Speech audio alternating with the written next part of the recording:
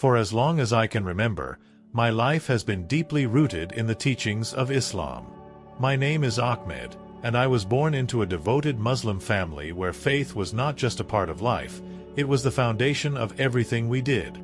Each day, 5 times without fail, I would bow in prayer, reciting verses from the Quran with deep reverence. The mosque was more than just a place of worship, it was my sanctuary, where I sought guidance and peace. I took immense pride in my devotion, firmly believing that my dedication to Allah and adherence to Islamic teachings would lead me to eternal salvation. My worldview was shaped by the Quran and the teachings of the Prophet Muhammad. I immersed myself in Islamic scholarship, memorizing key surahs and studying the hadiths, always seeking answers to life's deepest questions. There was a rhythm to my faith, a structured path that gave me a strong sense of purpose, guiding me in every aspect of life. But even in the midst of unwavering belief, doubts would sometimes creep in, whispers of uncertainty that I struggled to ignore. Late at night, when the world was silent, I would lie awake, reflecting on the nature of God and the concept of salvation. The Quran teaches that on the day of judgment, deeds are weighed. But what if my good deeds were not enough? What if, despite all my efforts, my sins still outweighed them? These thoughts were fleeting, quickly buried beneath prayer and study, yet they lingered like a shadow in the back of my mind. I pushed them away, convincing myself that faith was about trust, not questioning. As a student of theology, I had always respected other religions, particularly Christianity. I found it fascinating to learn about the beliefs of others. Yet, to me, Christianity seemed deeply flawed. The idea that Jesus could be the Son of God felt incomprehensible. He was a prophet, respected, revered, but still a man like the other prophets before him. The Trinity made no sense to me, and the idea of salvation through grace alone felt like an easy escape from personal accountability. For years, I carried these convictions, engaging in debates with Christians whenever I had the chance. I felt confident in my arguments, quoting the Quran and pointing out inconsistencies in the Bible. My faith seemed unshakable, and I took pride in defending Islam with clarity and logic. Yet, even with this certainty, the quiet doubts remained. It was during a visit to my family in another city that everything changed. The day had begun like any other. I woke early for far prayer, recited my usual supplications, and spent the morning discussing theology with my younger brother. By afternoon, however, I felt an unusual discomfort in my chest, a minor ache I dismissed as nothing serious. By evening, the discomfort had turned into a sharp, stabbing pain that made it difficult to breathe. "We're going to the hospital," my brother said firmly, grabbing his keys. I protested as I always did when it came to medical issues. "It's probably just indigestion. I'll be fine." But the pain didn't subside. By the time we arrived at the emergency room, I could barely stand. The doctors quickly assessed me, their expressions growing more serious with each passing moment. Within an hour, I was lying on a hospital bed, hooked up to machines. The diagnosis was clear. I was experiencing a severe heart attack. My mind raced. A heart attack? At my age? It made no sense. I had always taken care of myself, followed a disciplined routine, ate well, exercised, prayed. How could this be happening to me? As the doctors worked to stabilize me, fear gripped me like never before. I thought of my family, my life, and the prayers I had yet to offer. Was this the end? Was I about to meet my Creator, unprepared and uncertain? The room blurred. The voices of the medical staff faded into the background. My chest felt like it was being crushed, each breath more difficult than the last. I closed my eyes and whispered the Shahada over and over, clinging desperately to the belief that it would save me. Then, darkness. For a moment, there was nothing. No pain. No sound. No light. Just an overwhelming silence. But within that silence, I felt something. A presence. A knowing. This wasn't the end. Something, someone, was waiting for me. Then, the darkness shifted. The world faded away, leaving behind an overwhelming sense of anticipation, as though I was standing on the edge of something vast and unknown. I had no idea what was about to happen, but I knew one thing for certain. My life was about to change forever. When I opened my eyes, or at least I thought I did, I wasn't in my body anymore. It was the strangest sensation, like floating but without weight. I looked down and saw myself lying on the hospital bed, surrounded by doctors and nurses working frantically. Machines beeped erratically. My chest rose and fell shallowly. My brother stood nearby, gripping the edge of a chair so tightly his knuckles turned white. I should have felt panic, but I didn't. Instead, I was strangely calm, as if I were watching a scene from a movie. I tried to speak, to call out to my brother, to tell him I was still here. But no sound came from my mouth. In fact, I wasn't sure I even had a mouth in this form. I wasn't in pain anymore, but I felt an odd detachment, like I was tethered to a different reality. What is happening? Am I dead? The thought sent a chill through me. My faith had taught me that after death, the soul is judged, its deeds weighed, and its fate decided. But this wasn't what I had imagined. There were no angels. No familiar scenes of judgment. Just me, floating above my body, caught between confusion and an eerie stillness. Then, I noticed it. A light. It wasn't like any light I had ever seen. It wasn't blinding or harsh, but it radiated an intensity that seemed to pierce straight through me. It pulsed softly, growing brighter with each passing moment as though it were alive. The light wasn't coming from the hospital room. It was beyond, distant yet incredibly close.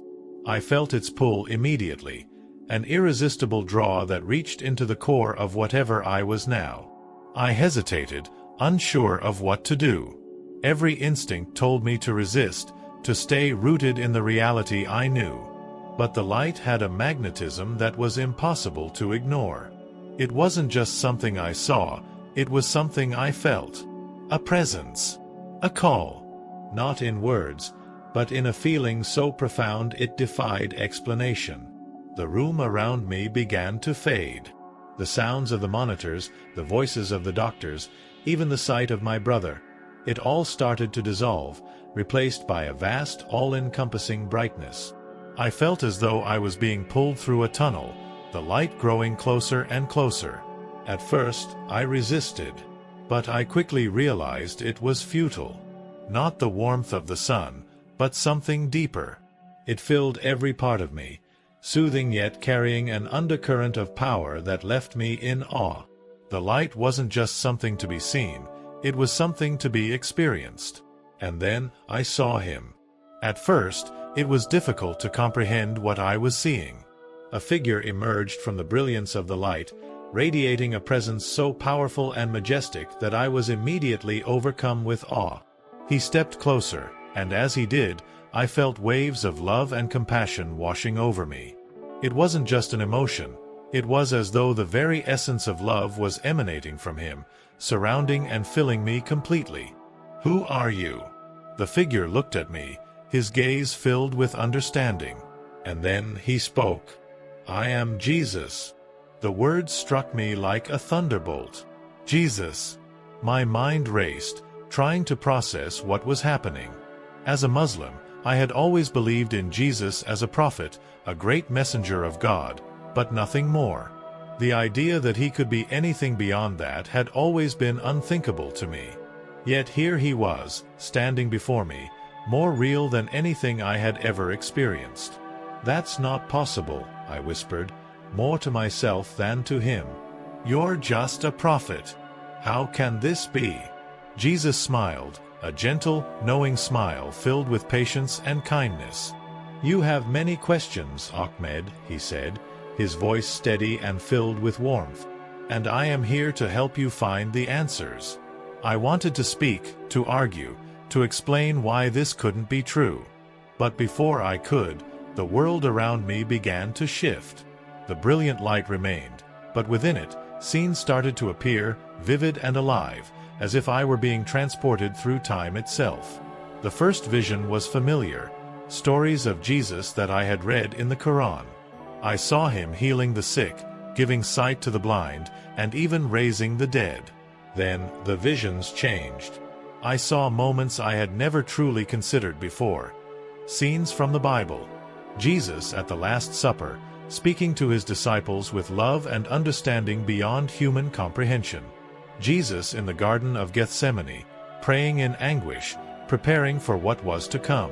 And then I saw it. The crucifixion. I wanted to look away, but I couldn't. I saw the nails, the crown of thorns, the pain etched into his face. But even in his suffering, there was something else, strength, purpose. This was not just agony. This was love. Why? I asked, my voice trembling. Why did you do this? For you, Jesus said simply. For all of you. The scenes shifted again, and now I was shown passages from the Quran and the Bible side by side. Jesus pointed to prophecies that I had read countless times but had never truly understood. Prophecies about the Messiah, about salvation, about a light to the nations. How could I not see this? I asked, my heart heavy with realization. How did I miss the truth? You were searching, Ahmed, Jesus said, his voice gentle. And now you have found it. Tears streamed down my face. Everything I had believed, everything I had built my life upon, was being turned upside down. Yet, in the midst of the turmoil, I felt a strange sense of clarity, as though a puzzle I had struggled with my entire life was finally coming together. There is more to see, Jesus said, his eyes filled with compassion. Will you come with me? I hesitated for only a moment, then nodded. I didn't know what lay ahead, but I knew one thing. My life would never be the same again. Jesus extended his hand toward me, and as I reached out, the world around us shifted once more. The light expanded, enveloping everything, and I felt a sudden weightlessness, as though I was being carried to a new realm. I wasn't afraid. I trusted him, even though I didn't yet fully understand. The first thing I saw took my breath away. A place unlike anything I had ever known. Vibrant, radiant, filled with colors more alive than any I had ever seen.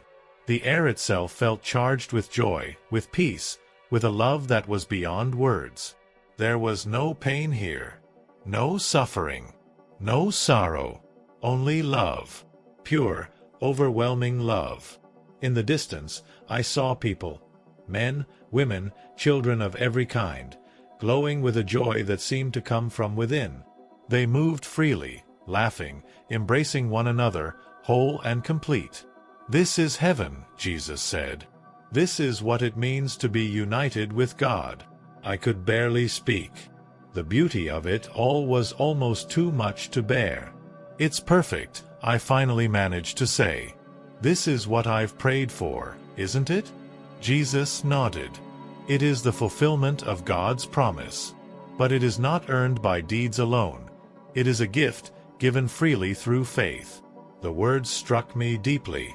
My entire life, I had believed in a system of balance. Good deeds outweighing bad, earning favor through actions. But now, Jesus was telling me that it wasn't about earning salvation.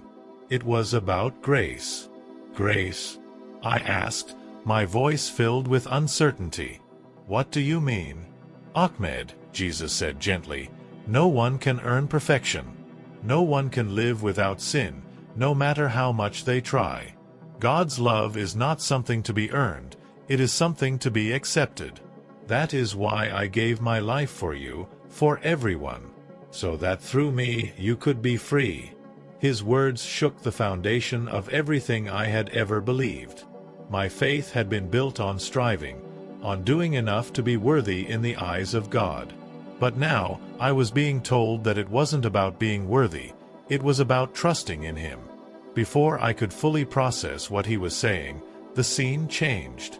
The warmth and light faded, replaced by an overwhelming darkness. I felt the change immediately, a heaviness, an oppression that pressed against my soul. The air grew thick, suffocating. and in the distance, I heard something that made my heart ache. Cries. Not just any cries, anguished, desperate, hopeless. "This is hell," Jesus said, his voice sorrowful. "This is separation from God." I wanted to turn away, but I couldn't. I saw figures moving in the shadows, their faces twisted with pain and regret. They reached out as if searching for something. Someone, but there was nothing. No answer. No hope. The despair was unbearable. "Why?" I whispered, barely able to speak. "Why do they suffer like this?" "They chose separation," Jesus said, his voice filled with sorrow. "God's love is offered to everyone, but not everyone accepts it. Hell is not a place of God's wrath. It is the absence of His presence. It is the result of rejecting the gift of salvation." I couldn't look away. The suffering, the emptiness, it was more terrible than anything I had ever imagined. Yet even in that darkness, I felt something else. Love. Jesus' love extended even here, even to those who had turned away. "Do you understand now, Ahmed?" he asked, his gaze meeting mine. "The choices you make in life matter. Not because of what you can earn, but because of the relationship you choose to have with God." Tears streamed down my face. I had spent my life striving, praying, fasting, doing everything I could to be good enough. But here, in the presence of Jesus, I realized that all He wanted was my heart. "Ahmed," he said softly, yet firmly, "will you accept my gift? Will you trust me to lead you to the Father?" I hesitated, not out of doubt, but out of the weight of the moment. Everything I had ever believed, everything I had ever lived for, was being called into question. But deep down, I knew the truth. I could feel it in every part of me. "Yes," I said finally, my voice breaking. "I trust you." The light around us grew brighter, warmer, and I felt a peace unlike anything I had ever known. It wasn't just peace, it was freedom. Freedom from fear, from striving, from the burden of trying to earn what could only be given. "There is more for you to do," Jesus said, his tone filled with purpose. "You must return and share what you have seen." Return. I stared at him, startled. "But I don't want to leave. I want to stay here with you." Jesus smiled. "Your time here is not yet finished. There are people who need to hear your story, Ahmed. They need to know the truth." As the vision of heaven and hell faded, his final words echoed in my heart. "Go, Ahmed. Share the truth. I will be with you always." When I opened my eyes, the harsh fluorescent lights of the hospital room replaced the radiance of the divine light I had just left. The beeping of machines filled my ears, the sterile scent of antiseptic overwhelmed my senses, and I realized I was back. My chest burned with pain, and my body felt heavy, as if I had been dragged from another realm back into this fragile existence. The sound of voices surrounded me, urgent, relieved, overwhelmed. "He's back," a doctor exclaimed. I blinked, my vision blurry, struggling to focus on the figures moving around me. Then, through the haze, I saw my brother's face. His eyes were wide with shock, his expression filled with a mixture of joy and disbelief. "Ahmed," he said, his voice shaking. "Can you hear me?" I nodded weakly, but I couldn't find the words to respond. My mind was still racing, trying to reconcile the overwhelming experience I had just lived with the reality I was now in. I had been in the presence of Jesus. I had seen heaven. I had seen hell. And now I was here again, in a world that suddenly seemed so small. The doctors spoke in hurried tones, marveling at how my condition had stabilized so suddenly. "It's a miracle," one of them said, shaking his head. "We thought we'd lost him." My brother gripped my hand tightly, tears streaming down his face. "Alhamdulillah," he whispered. "You're alive." Alive. The word felt heavy, almost foreign. Just moments ago, or at least it felt like moments, I had been standing in a realm beyond anything this world could offer. I had heard Jesus' voice. I had felt his love. I had accepted his call. And now I was back. For the first few hours, I said little. My family stayed by my side, their relief evident in every glance, every touch, every whispered prayer. But inside, I was wrestling with a storm of emotions. What had just happened? How could I reconcile it with everything I had believed my entire life? Jesus wasn't just a prophet. That much was clear. He was so much more. But what did that mean for me? For my faith? For my family? The weight of it all was suffocating. Late that night, when the hospital was quiet and my family had gone home to rest, I lay staring at the ceiling, replaying every moment of the encounter in my mind. The light, the love, the visions of heaven and hell, and Jesus' words. They were so vivid, so undeniable. But if I spoke about this, what would happen? My family had always been devout, proud of our heritage and beliefs. How could I tell them that everything we had believed might not be the full truth? I closed my eyes, hoping for sleep, but instead I saw his face again. Kind, loving, patient. His words echoed in my mind. Go, Ahmed. Share the truth. I will be with you always. The thought both comforted and terrified me. Over the next few days, as my body slowly recovered, my mind remained restless.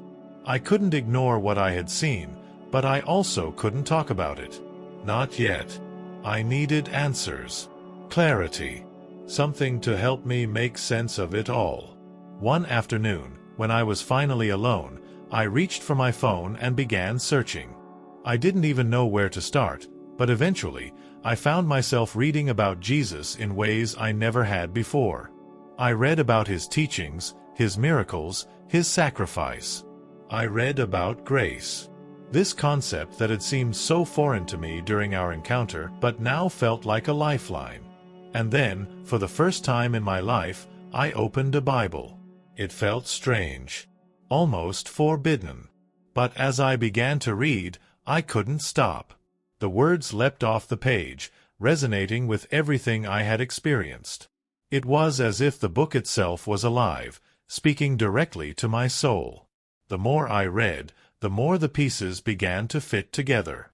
Passages from the Quran that had always puzzled me now made sense in light of what I was learning about Jesus. Prophecies I had overlooked or misunderstood were suddenly clear. But with every revelation, the weight of my decision grew heavier. I couldn't keep this to myself forever. I had been called to share the truth. But the thought of doing so filled me with dread. How would my family react? My entire identity was rooted in being a devout Muslim. What would they think if I told them I had encountered Jesus and accepted him as the Son of God? One night, as I lay in bed, the burden became too much to bear. I needed to talk to someone. Someone I trusted. Someone who might understand. My brother's face came to mind. We had always been close, and while I knew he might struggle to believe me, I also knew he loved me enough to listen. Taking a deep breath, I picked up my phone and dialed his number. When he answered, I could hear the concern in his voice. Ahmed, is everything okay? I hesitated, my heart pounding. No, I admitted. I need to tell you something. Something that happened while I was gone. There was a pause on the other end. Okay, he said cautiously. What is it? As I prepared to speak, a wave of fear rose in my chest. But then, I remembered Jesus' words. I will be with you always. And in that moment, I knew I wasn't alone. This was just the beginning. When I finally decided to share my story, it felt like stepping into a storm without knowing if I would emerge unscathed. I started small, confiding in my closest friend, Hassan. He had always been my sounding board, the person I could trust with anything, no matter how difficult. If anyone would understand, or at least listen, it would be him. Hassan, I began hesitantly as we sat together over tea. I need to tell you something, but it's different. It's about what happened when I was in the hospital. He raised an eyebrow, concern flashing across his face. You mean when we thought we'd lost you? I nodded. Yes. But I didn't just lose consciousness, Hassan. I went somewhere. I saw something. Someone. His expression grew serious, and he leaned forward. What do you mean? Taking a deep breath, I recounted everything. My out-of-body experience, the light, meeting Jesus, and the vivid visions of heaven and hell. I told him how Jesus spoke to me, how he explained grace and salvation, how he invited me to follow him. When I finished, there was a long silence. Hassan stared at me, his face a mixture of shock, disbelief, and something I couldn't quite identify. Ahmed, he said finally, his voice quiet but firm. You've always been a man of faith, a man who seeks truth. But this is hard to believe. Are you sure it wasn't just a dream? The mind can do strange things when the body is under stress. I've thought about that, I admitted. But this wasn't a dream, Hassan. It was more real than anything I've ever experienced. I felt his presence. I saw heaven. I saw hell. And I know what he told me is true. He looked away, struggling to process my words. You're saying that everything we've believed, everything we've lived by, isn't the whole truth? No, I said gently. I'm saying that the truth is bigger than we thought. Jesus isn't just a prophet. He's the Messiah. He's the way to God. Hassan shook his head, his disbelief evident. Ahmed, this could ruin you. If you tell people about this, you know how they'll react. I know, I said, my voice steady. But I can't keep this to myself. I was shown the truth, Hassan. How can I stay silent? He didn't respond. I could see the conflict in his eyes. Part of him wanted to dismiss me, to chalk this up to delirium or imagination. But another part of him, the part that knew me deeply, was listening, considering, and perhaps questioning. Over the next few days, I shared my story with a few others, people I trusted, people who knew my heart. Some reacted like Hassan, with skepticism mixed with concern. Others were outright dismissive, unwilling to entertain the idea that I could have encountered Jesus. But a few listened. One of them was an older man from our community, someone I had always admired for his wisdom and gentleness. When I told him my story, he didn't interrupt or argue. Instead, he said, Ahmed, truth has a way of finding us, even when we're not looking for it. Perhaps this is God's way of opening a new path for you. His words gave me courage. If even one person could see the sincerity in my heart, maybe others would too. I knew I couldn't stop there. Jesus had told me to share the truth. And I felt a growing conviction that I needed to do so publicly, no matter the cost. It wasn't about me. It was about him. About the message he had entrusted to me. So one evening, I stood before a small gathering of people. Family, friends, and a few curious strangers.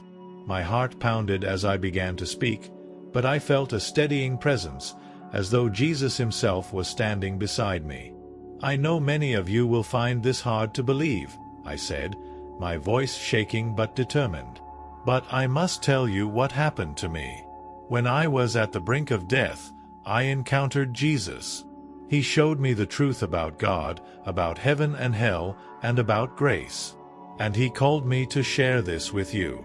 The room was silent, the weight of my words hanging heavy in the air.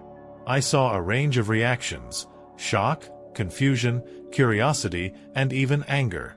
But I pressed on, sharing every detail of my experience, every revelation, every truth I had learned. When I finished, some people walked out, their faces closed off.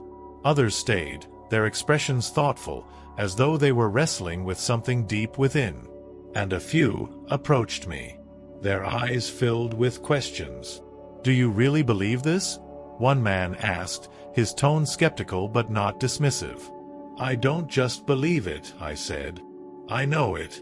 And I hope you'll seek the truth for yourself." Over time, I began to see lives being touched. People who had once been indifferent to faith started asking questions. Others, who had been rigid in their beliefs, began to consider the possibility that Jesus was more than a prophet. And some, like me, took the leap of faith to accept him as their savior. One of the most powerful moments came when my younger brother, who had initially dismissed my story, came to me late one night. "Ahmed," he said quietly, "I've been thinking about what you said, about Jesus, about grace. I don't know if I believe it yet, but I want to learn more." Tears filled my eyes as I hugged him. "That's all I ask," I said. "Seek the truth. Jesus will meet you there." As my journey continued, I found ways to use my unique background to build bridges between Islam and Christianity. I spoke about the shared values of love, devotion, and the pursuit of truth. I highlighted the prophecies and teachings in the Quran that pointed to Jesus as the Messiah, showing how the two faiths were connected in ways many had never considered. But I also made it clear, this wasn't about religion. It was about relationship. A personal connection with God, made possible through Jesus. It was about grace, forgiveness, love that surpassed anything I had ever known. Looking back, I see how God used every part of my life, my upbringing, my doubts, even my struggles, to prepare me for this mission. The journey hasn't been easy, but it's been worth it. Every rejection, every difficult conversation, every moment of doubt, all of it has been overshadowed by the joy of seeing lives transformed by the truth of Jesus. As I close this chapter of my story, I want to leave you with this. Seeking the truth takes courage. It means being willing to question everything you've known, to step into the unknown, to trust that God will guide you. But I promise you this, it's worth it. If you've been touched by my story, if you felt a stirring in your heart, I encourage you. Seek Jesus. Open your heart to him, and he will meet you where you are. Thank you for listening to my journey. If you'd like to share your thoughts or ask for prayer, please leave your name in the comments below. And if you're curious to hear more stories like mine, check out the videos on your screen now. Each one is a testament to the power of faith, grace, and God's unending love. As I stepped fully into my new life with Jesus, I felt a sense of peace I had never known before. For so long, my faith had been about striving, praying the right way, fasting the right way, doing enough to tip the scales of righteousness in my favor. But now, I understood that it wasn't about what I could do, it was about what Jesus had already done. Accepting him as my Savior wasn't an easy decision, but it was the most freeing one I had ever made. For the first time, I felt complete. The weight of my doubts and fears had been lifted, replaced by a certainty that God's love wasn't something I had to earn, it was a gift. The journey that followed was both beautiful and challenging. I knew my testimony had the power to inspire, but it also had the potential to alienate. I began speaking publicly, sharing my experience with anyone willing to listen. I told them about the moment I met Jesus, the visions of heaven and hell, and the message of grace that had changed my life. At first, the responses were mixed. Some people were curious, asking thoughtful questions about my encounter and how it aligned with the teachings of both the Quran and the Bible. Others were skeptical, accusing me of being deceived or abandoning my faith. The hardest reactions came from those closest to me, my family. When I told my parents about my experience, their initial reaction was one of shock. "Ahmed, how could you say such things?" my father asked, his voice trembling with both anger and pain. "We raised you to honor our faith, to live by the teachings of Islam. And now you're saying that everything we've believed isn't enough." "It's not about rejecting what we've believed," I said gently. "It's about seeing it fulfilled. Jesus isn't just a prophet, he's the way to God. He showed me this himself. My mother's eyes filled with tears. I could see the struggle in her heart. She wanted to understand, but it was difficult for her to reconcile my words with the faith she had held all her life. My siblings were equally divided, some dismissing my story outright, others quietly curious but afraid to say so. Those moments were some of the hardest I had ever faced. The fear of losing my family was real, but so was the call to share the truth. I prayed constantly for their understanding, for their hearts to be open to the message of Jesus. Even as I faced rejection, I found comfort and strength in a new spiritual family. A local church welcomed me with open arms, their warmth and encouragement helping me navigate the challenges of this new path. They didn't see me as someone who had left one faith for another. They saw me as a brother in Christ, someone who had been found by grace. In those early days, I also began connecting with others who had experienced similar journeys. Former Muslims, Christians with Muslim backgrounds, and people from all walks of life who had encountered Jesus in profound ways. Their stories encouraged me, showing me that I wasn't alone in this transformation. As I continued to share my testimony, I began to see lives being changed. People who had once been indifferent to faith started asking questions. Others, who had been rigid in their beliefs, began to consider the possibility that Jesus was more than a prophet. And some, like me, took the leap of faith to accept him as their Savior. One of the most powerful moments came when my younger brother, who had initially dismissed my story, came to me late one night. "Ahmed," he said quietly, "I've been thinking about what you said, about Jesus, about grace. I don't know if I believe it yet, but I want to learn more." Tears filled my eyes as I hugged him.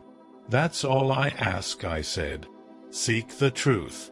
Jesus will meet you there." As my journey continued, I found ways to use my unique background to build bridges between Islam and Christianity. I spoke about the shared values of love, devotion, and the pursuit of truth. I highlighted the prophecies and teachings in the Quran that pointed to Jesus as the Messiah, showing how the two faiths were connected in ways many had never considered. But I also made it clear, this wasn't about religion. It was about relationship. A personal connection with God, made possible through Jesus.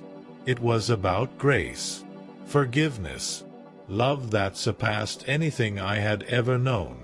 Looking back, I see how God used every part of my life, my upbringing, my doubts, even my struggles, to prepare me for this mission. The journey hasn't been easy, but it's been worth it.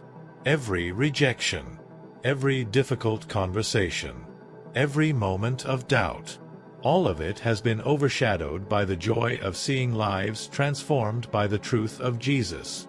As I close this chapter of my story, I want to leave you with this. Seeking the truth takes courage. It means being willing to question everything you've known, to step into the unknown, to trust that God will guide you. But I promise you this, it's worth it. If you've been touched by my story, if you felt a stirring in your heart, I encourage you. Seek Jesus. Open your heart to him, and he will meet you where you are. Thank you for listening to my journey. If you'd like to share your thoughts or ask for prayer, please leave your name in the comments below. And if you're curious to hear more stories like mine, check out the videos on your screen now. Each one is a testament to the power of faith, grace, and God's unending love.